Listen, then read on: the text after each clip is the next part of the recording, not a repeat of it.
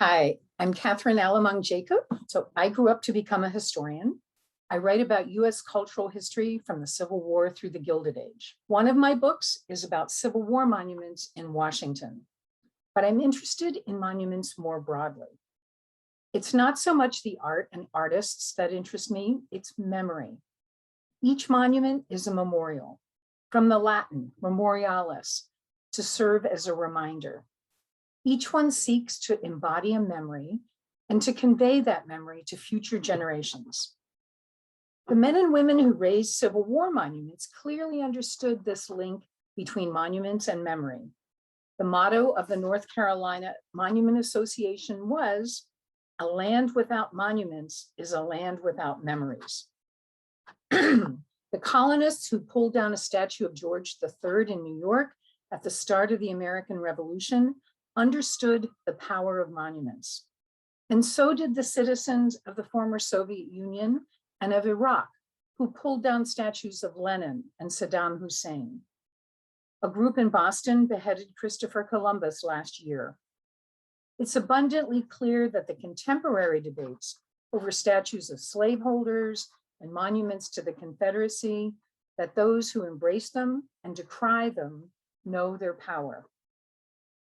More positively, all of those who have worked recently, some nearby, to raise new monuments also know their power.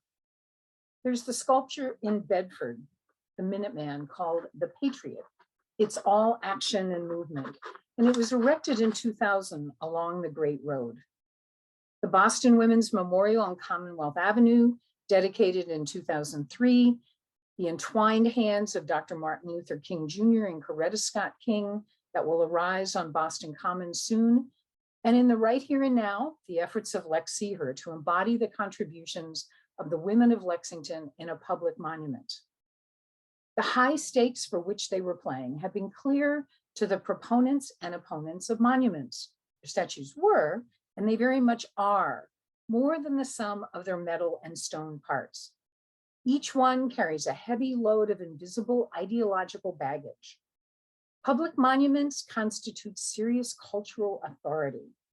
They are important because by their presence and by their obvious expense, they impose a memory of an event or an individual or a group on the public landscape that orders our lives. Because of this power to convey memories across time, it's important that the stories monuments tell be a true reflection of the past and of the nation's values. That's another story, another whole story rolling in society. It's also important to look at who is absent from memorializing, whose contributions aren't yet acknowledged, what new monuments should be raised. In 1993, the Vietnam Women's Memorial, 3 nurses tending the wounded, was dedicated near Maya Lin's wall and a group of 3 male soldiers that were added in 1984.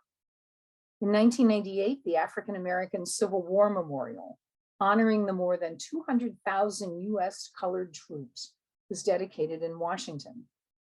In 1999, markers were added to Little Bighorn National Monument, telling of the deaths of Native Americans there and telling a more nuanced story of that battle.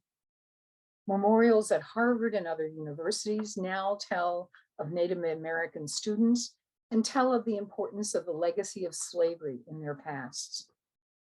As I mentioned, in 2003, Phyllis Wheatley, Abigail Adams, and Lucy Stone joined the many monuments of white men marching down Commonwealth Avenue.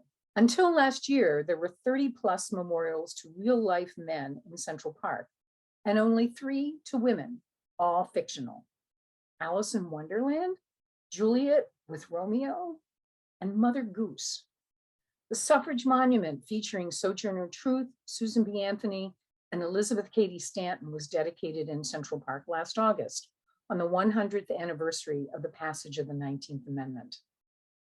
Last year, Minnesota Democrat Senator Amy Klobuchar noticed something off about the monuments in the halls of the US Capitol.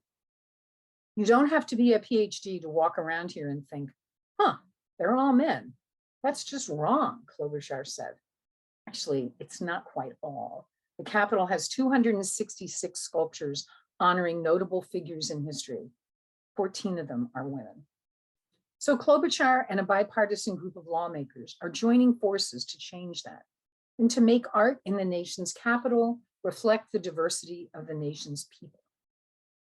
Whenever you see monuments, know that they probably didn't spring up without struggles of some kind over imagery, placement, text, what memory to convey, should they exist at all.